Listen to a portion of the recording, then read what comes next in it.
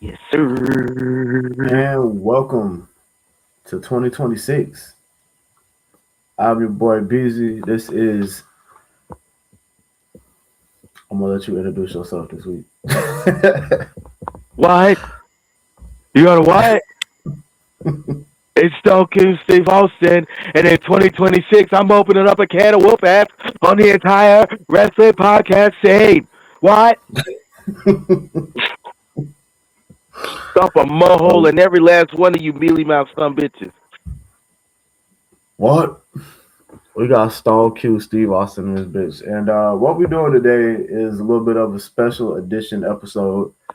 Not necessarily looking at everything that just happened recently, because good God, there's a lot to go through. Right now, we just want to take a look back at 2025 as a whole, and we're going to honor some of our favorite acts, some of our favorite moments, some of our favorite matches from 2025. Um, it was a very up and down type of year, I would say, for wrestling as a whole in 2025. That's We for saw sure. some great shit. We saw the WWE and TNA partnership. We saw the purchase of AAA and how that came into effect. NXT had like a boom period. Um, AEW, I think, made some great strides as far as brand recognition. Maybe their ratings and whatnot didn't, get to the numbers where you would like to see them at. But as far as branding and business moves, I feel like they had a great year. Right. Um, Even even with a few hiccups, with their TV deal kind of in question, and it's a whole it'll find a way to work itself out. I feel like they'll make, like you said, they've been making smart decisions, and they'll come up with something that'll keep them in the mainstream, so to speak. for sure. We also had we had a couple legends, notable legends, call it quits recently. We had the John Cena retirement tour that went through the entire year of 2025. That shit was a roller coaster in itself. Right. Some say Uh, the finish to that roller coaster was a bit anticlimactic, but others say otherwise. It, it just depends on how you feel that day. yeah, I mean it was what it was. I feel like at the end of the day, John accomplished what he wanted to. Right. He put somebody over on the way out. Um, so I can't be mad at it. Put Um, people in his show that wouldn't normally be on a show like that. exactly, and that's exactly that. Pretty much sums up John Cena. He sacrificed everything he had for the business, Right. He um, gave other than back himself. to the business. Yeah. Also, and this isn't being talked about enough, but also Tanahashi retired over in New Japan too, Yes, and that's the motherfucker that had over, I believe it was over almost 1,400 matches throughout his career. he was Uh, the John Cena of New Japan Pro Wrestling. If you don't really get into New Japan like that, that's pretty much what Hiroshi Tanahashi was to New yes, Japan. I think yes, he's still going to be the president. I know he's retiring from active competition. yeah. So 2025, was the last year we're gonna see those two in the ring, and then of course this year AJ Styles is retiring too. It's Brock just Lesnar is too. yeah, it's gonna be a wild year. Um, we saw some returns also this past year. Not a whole lot, Um, surprisingly. yeah, I mean there was some I wasn't exactly thrilled about. Looking at you, Nikki Bella. We got AJ Lee also back. We got Brock Lesnar back just to beat up John Cena one more time, I guess. Um, it was a good year as far as returns, but debuts. I mean, we started the year off last year, if you remember, with Penta coming in to WWE. Right. Um, we got Ray Phoenix shortly after that. Andrade did his whole thing where he jumps from WWE to AEW like every other year. I don't know. Well, hey, free my dog. He beat the case. He beat the case. And that motherfucker. So you can't even be mad at that. He back into the loving arms of the Don Callis family. And that motherfucker been back and forth so damn much. Nobody has jumped back and forth more than Andrade. Shout out It's to him. Andrade again. Whoopity doo. Shout out to him and whoever negotiate his contracts. Right. They did this shit. Yeah. Okay. It was a pretty wild year for wrestling. Um, but a good one. I think that WWE and TKO kind of hit another level when they did the European tour last year. Yeah. All them sold out shows, but The I crowds think were just so into it, and you could feel the emotion and energy and stuff. It felt like the '90s a little bit with that kind of energy, like very attitude era. it really did. It really did. And then I feel like even TNA hit another level last year, as far as eyes on the product and the caliber of talent that they had over there. I mean, the fucking Hardys won the tag titles at Slammiversary, so that was crazy That's in itself. that's another thing that I'm glad is back. Interpromotional wrestling. A Yes, lot of different companies are working together. With WWE has all for the longest have never really got into it like that. Now with them working with TNA, buying AAA, um, Evolve is starting to become a thing again. It's and then with AEW always working with CMLL and New Japan. There's a lot of different wrestlers being there with a lot of dream matches going on. oh yeah. I mean, you would have never saw shit like this when Vince was in control. Right. Excuse me. Because if he was ever to regain power, he would shut that shit down immediately. Yeah, he would. I don't give a damn. The only luchador I care about is Rey Mysterio. Get him the rest the fuck out of here. Who the hell is this pentagram? Why is there an iguana wrestling? You fucking Mr. Iguana. Oh, he'd fire him so goddamn fast. Yeah, he would.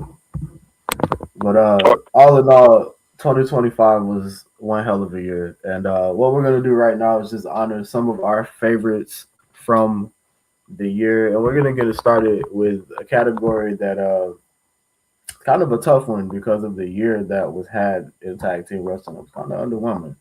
But tag team of the year. There's not a lot of teams you can put up for this. it you have really to isn't. still you have to still throw teams in the mix like the Hardys because of the fact that they were fucking everywhere last year. Held You have, championships in two companies. right. You have to throw in teams like the New Day just because of the fact that they're still relevant. You have Right. to throw in Eh, teams eh, like Brodito, FTR. Um, at the end of the day, and we unanimously came to this decision. 2025 Tag Team of the Year has to be FTR. Ain't no way around it. Whether we're talking about success in the division, whether we're talking about relevance as far as booking and storyline, whether we're talking about match quality, FTR is easily the tag team of the year for 2025. Right. They took the titles and ran right back to Collision. And honestly, that's the best place for them because what FTR has been able to do over 2025 is honestly probably even to their standard, even though they did win the titles back, it's a little bit lower than what they said because they're FTR. They know who they are. They're like the gold standard of tag team wrestling, and they Exactly. hold themselves to that kind of standard. And you see the results. I mean, they're still the champs. Beat the dog shit out of Brodito, and they just beat up the Bang Bang Gang too. Yes, very convincingly. I might add. It wasn't even fair. Yeah, for shout out to FTR though. I mean, they are one of those tag teams that WWE had a hold of at one point, and they really kind of dropped the ball with them. And it made me happy to see them continue to do their shit and succeed. So shout out to them for real. I mean, honestly, they in the short time that they were in WWE, they won everything. That is true. They won That's SmackDown tag belts. They won the Raw belts. They won NXT. What? They didn't care. They were already on a way to fast track to being the greatest tag team ever. All they kind of really needed to do was leave. that Now, is if true. they came back and did that, That would be nuts. But yeah, shout out to them, man. Up next, and this one, you could argue a few different ways on this one, but this was a year where we saw a lot of talent emerge on a whole different level. Whether it be from AEW, whether it be from NXT, TNA. We could throw names out there for this award, the breakout star of the year. We could throw names out there like a Leon Slater. definitely a Leon Slater. You can throw Well, names out there like a Kyle Fletcher. you throw a Javon Evans, Absolutely. even a Oba Femi as Trick well. Williams. Definitely. um, But we both, I think, we came to a unanimous decision here. And even though he's, I think, the only guy on this list to not win a championship, what he's been able to do, his quality of work, the work rate that he's put in, puts him at the top because now everybody knows that this boy is bouncy. yes, sir. We're We, talking about OG. yes, the winner of the 2025 Broskii Award Breakout Star of the Year is none other than Javon Evans. And this one hits me a little different because I have been a fan of Javon's for a very long time since he was doing a lot of independent stuff, and to see his progression and his drive and all the shows that he did on the indies and working through these companies, working his way up to eventually get to WWE and make his name in NXT without winning a championship. He's done all of this without winning a single title. He's just been aura farming and jumping off of shit, and it's worked. Yeah, I mean, sometimes it's not always about, and that's the real big thing about pro wrestling, bro. It's not Right. always about the wins and the losses. Sometimes it's just about the impact that you make in the time that you're given and the Mm. impression that you leave on the audience, and that pretty much sums up Javon Evans this show. He did not need a lot of help getting himself over. He did not. He did that I shit mean, all organically. all over the world. Like there was a match that he did last year that's really stuck out to me, which made me really want to give him this award. He didn't win this match either. It was a Triple A. It was a match in Triple A. I think it was a title match. It was him, the champion. I forget who the champion was, and Jake Cartwheel. I sent you a Mm. clip of that video from that match, actually, from the that little top rope flip that he did. That he caught somebody into a cutter. Mm-hmm. Yeah, like that whole match was insane, and I watched it, and I was like, yeah, he's got the Mexican crowd. He most probably couldn't even, already don't speak English, chanting for him and cheering for him, and he doesn't even work there. Right. Now I remember when you had sent me the clip of that shit, man. I had to go back and watch the whole show after that because like that was insane, and like I was already sold on him, but his ability to do what he's done in every setting, to go to Mexico, to go to TNA, to show up on Monday Night Raw, to show up on SmackDown, to come to live events. Like he's been on every piece of programming they could possibly put him on, He and he beat has the Miz. exactly, and he has not missed yet. So yeah, shout out to the Thing. Young OG man. So now we're gonna go from praising to deprecating a little bit because this award is for the moment that made us say, "Man, this some bullshit." This some bullshit right here. um, They have a really good way when they want to piss you off.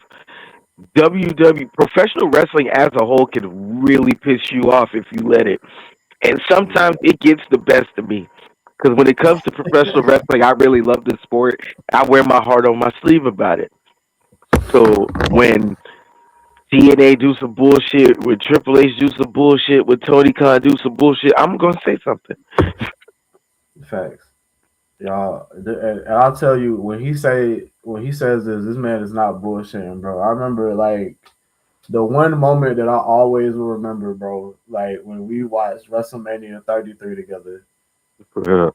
and we was at my crib, and we was watching fucking Roman Reigns and The Undertaker, and Roman hit that last spear and pinned The Undertaker, bro. And like this man didn't say, and then we wasn't just us at the house either. Like it was like me and like two other friends. I think like Roger was there, Yeah. and my boy James was over. And like this, like as soon as the 3 count hit, bro, my dude stood up. He grabbed his phone. He grabbed his keys. And this motherfucker left. I went home. I went This home. motherfucker I went couldn't straight take it home. anymore, bro. Yeah, that shit was that. But that's the kind of shit that this award is molded behind. Those moments that just make you say, "Man, I'm What the done with fuck, this bro? shit for What today." the fuck, bro? I went Um, home and just jumped on the game. I was sick of this shit. I ain't care um, about nothing that happened at that WrestleMania at all. there's one thing I want to throw on this list real quick. Um, Mike Santana and his his TNA title run, or if you want to call it that. I would have They put took that the on. belt. They took the belt off him so fast. Yeah, that was a very questionable decision. Also in the same light, um, kind of what they did to Tatum Paxley in NXT. Also, Right. if you really think about it, And Thea Hale. They just did that shit to her too. yeah, true, very true.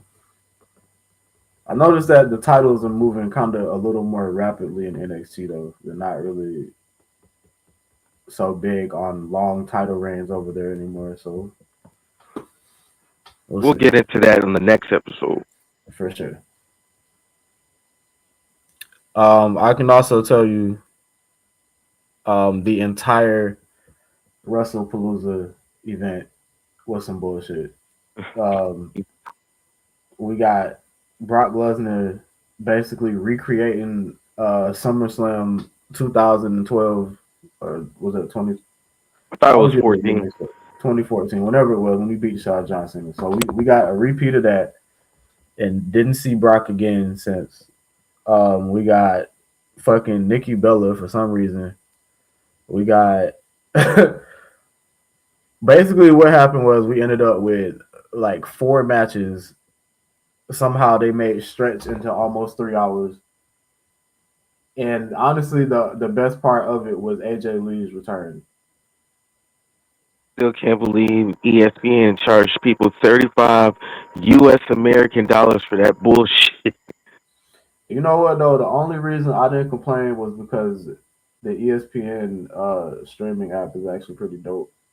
Because there's a lot of shit. I mean, I watch football and basketball and shit on it, so I didn't really complain too much. But for the people who only got the app to watch WWE, yeah, you got finesse. You got finesse. I ain't even gonna count. Also on this list, I'm just gonna say it, and I know you're gonna agree. Jay Uso's pretty much the whole world title reign for Jay Uso. Like, Yes, I don't know, man. Him winning the title, it was a good moment, and I'm not saying he didn't deserve it, but I'll uh, say it. I'll say it. I don't care. He did not. No. it wasn't hitting, bro. Like it was cool for to me, it was cool for like the first couple weeks, but like once I don't know. I ain't even like him winning the Intercontinental title, but I would at least allowed it because he sells T-shirts. Yeah. I mean, my thing is like a lot of the promos that he would cut felt forced as fuck. Like it was just I don't know, bro. I was just sitting there like, what the fuck is he even talking about right now? Right. Like somebody still hasn't explained to me what's the difference between him and LA Knight. I can tell you the difference. LA Knight is a way better promo and a way better match. I mean, like literally, Um, they're the exact same thing almost. They're selling T-shirts, 4 letters, one word. Ooh, yeah. yeah, I mean, basically, it's just LA Knight is better at everything that Jay Uso was doing. Exactly. Um, Like that's it, bro. Like he's literally just a better Jay Uso. right. But the man did some bullshit award by far has to go to WrestlePalooza because What yeah, the that was fuck was crazy. even that? Yeah, that was crazy. Your opening fucking pay per view to you switch it over to you a new app and everything, and this is what you want to lead off with. Yeah, they came out on a bad note. Um, but I will say this: we had some good moments this year too, and there were some moments that made us say, "What the fuck?" But in a good way. Um, some shit because me and you, we've been watching this shit pretty much our whole lives, Right. and there's certain scenarios in pro wrestling where you can kind of predict what's about to happen next. But every now and then, these motherfuckers they sneak some shit in there They to really catch pull us a off fast one guard. on you. And we, as an experienced watcher, I appreciate shit like that. I don't want to know what the fuck's gonna happen every week. Throw Right. me for a loop. Take me for a ride. So that's what these moments right here are. And I gotta put it out. John Cena's heel turn, bro, because that shit broke the internet. Like, Like it had mainstream news talking about it. John yeah, Cena kicked Cody Rhodes in the nuts because The Rock told him to. Like, come, like you can't make that shit up. right. Like that justifiably is probably the most talked about moment of the year. Um, and then I mean the inverse, the last moment for John Cena, him tapping out the fucking Gunther, which I told y'all was gonna happen. You did call. You called it. Yeah, I figured he was going to lose. I didn't think he was going to tap like that, but you fucking said it. it just seemed it just seemed like a very John Cena thing to do. Like, I built this whole gimmick and character around never give up, but goddamn it, the character is over. You know what I mean? Like Right. it's over with. It's not gonna matter after this anyway, except for the person that I give up to. So And I think that was the perfect way for him to go out, and that was a perfect way to make Gunther the fucking Vecna of Monday Night Raw, and that's exactly what they Ah, did. because he turned everything upside down. Yeah, he did. He's an absolute menace. What's another moment that Uh, made you say, "What the Both fuck?" Money in the Bank cash-ins. I mean, let's start with Seth Rollins' cash-in. He was wearing a cast. He was wearing a brace on his knee leading up to that. Like, Man, we all thought he was really out here hurt. And man, then, they like, played. yeah, oh my God. I was watching it with my fiance, and as soon as CM Punk won the world title, I started telling her about Seth Rollins and how they really sort of don't like each other like that, and how Seth has a championship opportunity whenever he wants it, pretty much. And I couldn't even get finished getting the words out of my mouth, and then Seth's music hits, and then I just started just. I felt giddy, bro. I laughed. I giggled probably a little bit. I laughed. It was just from the heart, bro. That made me so just full of joy just to see him even taunt him with it. And then when he drops the crutches, Willy Wonka style, and comes the Yeah, marches down to the ring and cashes in. I thought he would at least got Braun and Braun Incorporated in on it. He didn't even do that. He just beat the shit out of him with the briefcase and cashed in on his ass. Beautiful. yeah. I, I thought they were just gonna tease that shit. Like, right, how sometimes they just come out and they just like end the show with him just like, I got the briefcase, ha ha ha, and then they right. go and they fade out. Nah, nah. When he dropped the fucking crutches, he took that fucking boot off. I was like, yo, Yeah. yeah, that was a moment. And Naomi's cash in was also pretty epic because I mean we're at an event that's like all women on the card. You got EO and Rhea Ripley, like two of the most over and top performers on Raw. They just had a banger of a match, They were and still in the match. Like the right, right. And you're sitting here like, is Rhea finally gonna beat EO? You know what I mean? Like the title's on the line, the drama is real, and next thing you know, here comes Naomi, who is having a generational heel run already at this point, because and then she puts from that. okay, I'm sorry, I didn't mean to cut you off. I was saying from like the moment she won the briefcase, she had been teasing nothing but Tiffany Stratton that she was going to cash in on her, and then for her to turn around that night and cash in on the Raw Women's Championship, that's a big moment in itself. That was one of the biggest highlights of it for me. That she wasn't even planning, well, allegedly not planning on cashing in for that time for that championship. Yeah, it was a classic case of misdirection, and I appreciate that too. Like, don't telegraph what the fuck the actual move is. You know what I mean? Tease this and do this. I like that. Um, Other moments that was wild throughout this year. I got to go back to Mania, man. Like Paul Heyman, because you got to look at how everything and like we didn't know what the fuck was going on. Like when 2025 started, Paul Heyman was still with Roman Reigns and shit. Right. Then he ended up with CM Punk. Then we ended up with the Vision. Like they was passing Paul Heyman around like fucking Like a white girl at Ohio State. Jesus Christ. Oh shit. Yes, just like that. Exactly like that. Uh, yeah, man. But we saw the double turn at Mania where he ended up, because that was the whole thing of is he gonna be loyal to Roman? Is he gonna be loyal to Punk? Neither one, bitch. Neither one. The answer is no. Yeah, that was another classic case of misdirection, which Paul Heyman is a fucking genius when it comes to this shit.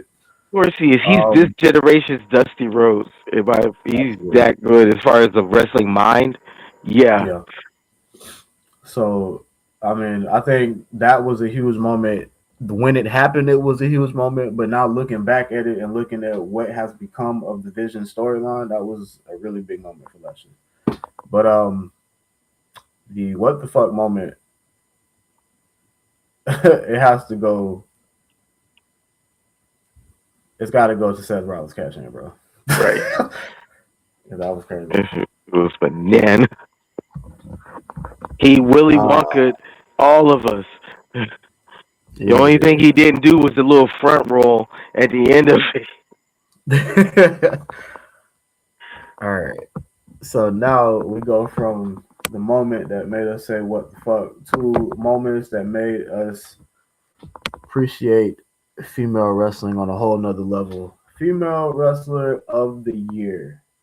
Uh this is a tough one because you got some performers who have been like consistently in this conversation for the past few years, like a Rhea Ripley.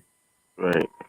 You have superstars who have come to the forefront over the last couple years, like a Io Sky, a Tiffany Tony Stratton Storm, yes, a Tiffany Stratton. Um, you got Mercedes Monet, who just been tearing it up. collecting belts. Even has Um, a few resurgences, few career resurgences, like a Naomi. Facts. I mean, you could even make a point for like honestly, as crazy as it sounds, for like a Raquel Rodriguez or somebody like that, just off Yeah, of she pretty much consistency. muscled her way into the women's world title picture. Yeah. Um, but I feel like there are just there's just two women that have been above and beyond everybody else, and I feel like Tony Storm And kind of Io gets it. Sky. Yeah. Yeah, Tony Storm and Io Sky have kind of been like above and beyond as far as from Tony Storm perspective. It's just an all around character, like immersive experience. Like as far as everything she does on the mic, Right. her storytelling during the match, the quality of the match with EO is just.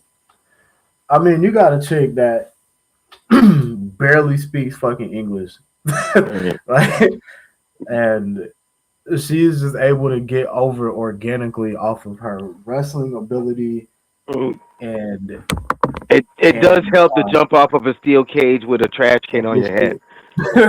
shit. Like she was able to get pointing at herself over it, like like Right. She's a Fortnite emote now. facts, facts. Um, so yeah, I it's tough, but I think I want to give it to EO just off of the fact that she was able to do it with just the wrestling. Yes. She didn't She really need all the intangibles. she did it all on her own, and like she unexpectedly won the women's world title in the first place on a random ass episode of Raw, and Yeah, then she kept it through WrestleMania. Everybody thought she was gonna lose because everybody felt like she was the third wheel in that triple threat, which we'll probably get to that later.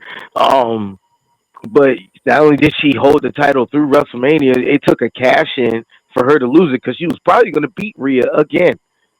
yeah, thanks. There wasn't a better way for her to lose the title, honestly, because I mean she was red hot at the time. Right. She couldn't lose that motherfucker clean. So, I mean, that was the best way to do it.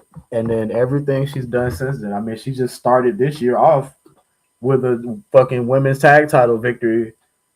So I mean, we Right. right back into it. She about to make another run. So now we come from the female wrestler of the year.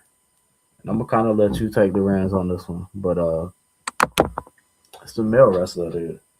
Yeah, and there are a few superstars and spread out across different promotions for this one. It's maybe not WWE centric as female wrestler. I mean, we got guys like Moxley and I mean Leon Slater, who for the better part of 2025 took not only the X division but helped bring NXT up to another level, doing things on the main roster at Saturday Night's main event.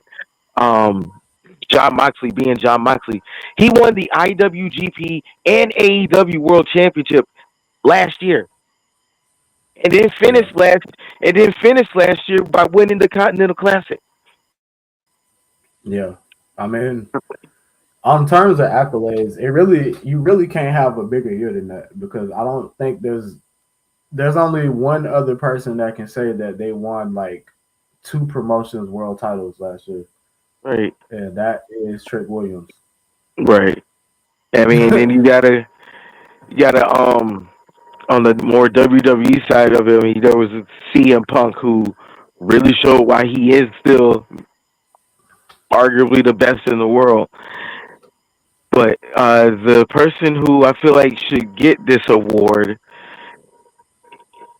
has been an absolute menace the entire year. He took like 3 months off, came back, still was a menace.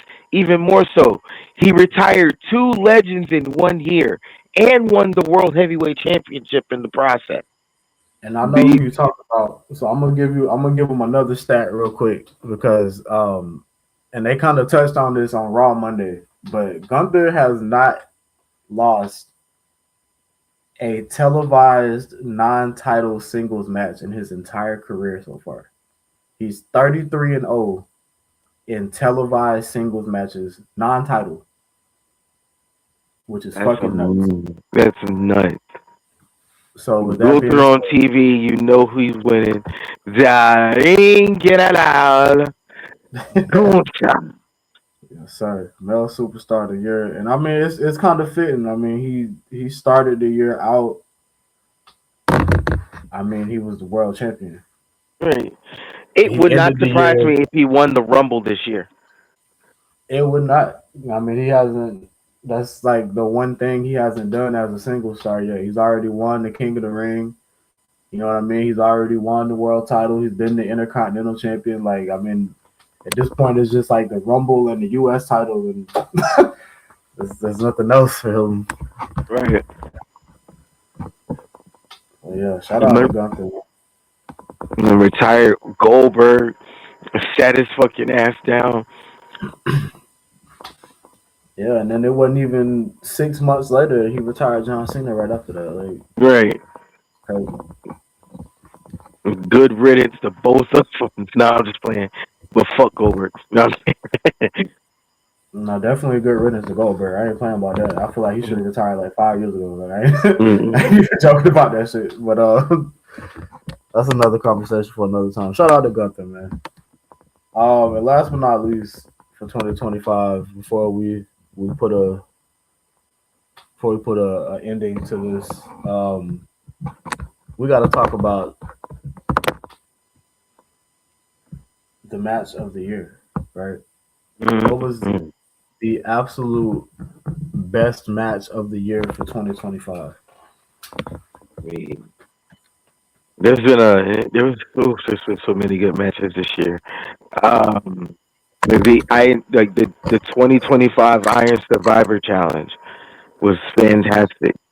The both triple threats, I guess, from WrestleMania this year, the Punk Roman Seth and Naomi Io and Bianca.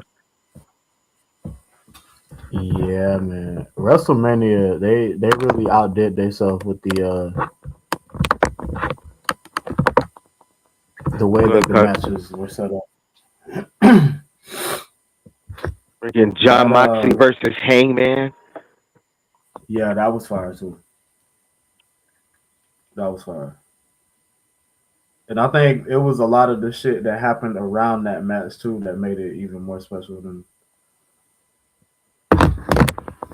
fucking Darby Allin coming back from the dead and shit. This motherfucker cutting promos on top of Mount Everest.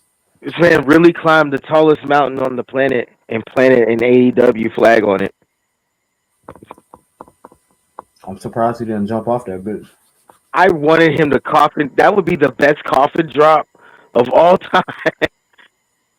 It'd be a literal coffin drop. That's exactly where the fuck you going. No, after what I just saw, what Pac just did to Darby Allin, he would have been. He would have walked it off. He'd have been all right. You probably right. Nonetheless, we saw a lot of great matches this year. Honestly, another really underrated match, bro. Cody Rhodes and John Cena's match at SummerSlam. Yeah, the That shit was rematch fire. was great. It was definitely better Yeah, than the first one. yeah. The Mania match, it was just slowed down, and Fuck Travis they Scott. just drug that shit out. Yeah, Travis Scott, that whole shit, like they was just doing too much in that match. They was doing too much and not enough at the same time. Right. That's the best way I can sum it up. But I think for me, the match of the year did happen at that show. Yes. I also want to shout out Gunther and CM Punk too. That was also a really good match. Yeah. I mean, the But literal two best wrestlers in the world. yeah.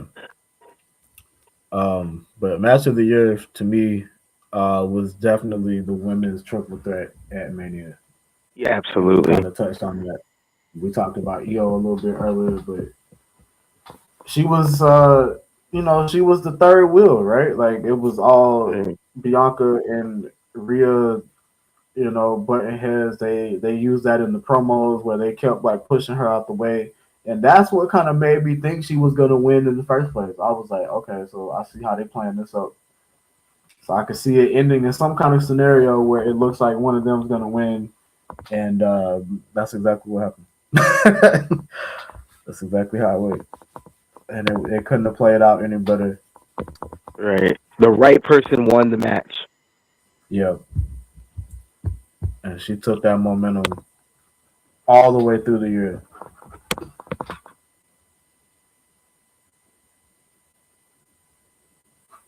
Shout out to So yeah, Rio. She is the future friend of the show, speaking great things into our 2026. for sure, for sure. Oh, we get that interview. It's going up. Oh my God.